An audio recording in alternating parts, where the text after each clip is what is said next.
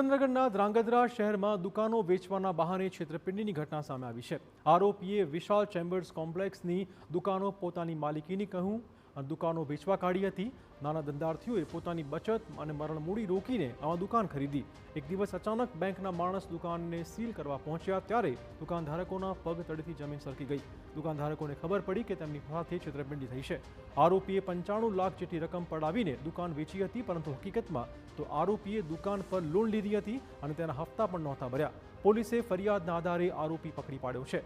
આરોપીએ અન્ય એક મહિલા સાથે દાગીના લઈને છેતરપિંડી કરી હોવાનું પણ સામે આવ્યું હતું।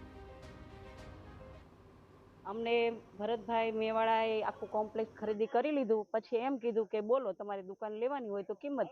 પછી એમને જે કિંમત કીધી અમને 7,50,000 અમે એમને ચૂકતે કર્યા।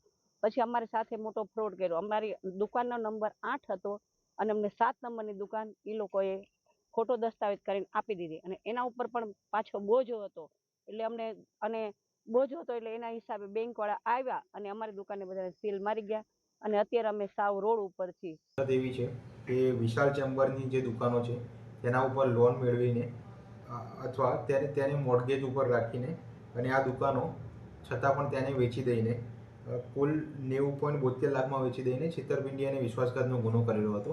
અને ત્યારબાદ આ જે આરોપી છે ભરતભાઈ રણછોડભાઈ મેવાડા તે નાસ્તો કરતો હતો અને તેને સુરેન્દ્રનગરના ધ્રાંગધ્રા સિટી પોલીસ સ્ટેશનના પીઆઈસીના સીધા માર્ગદર્શન હેઠળ સર્વેલન્સ સ્ટાફ દ્વારા ગઈકાલે પકડી પાડવામાં આવેલો છે।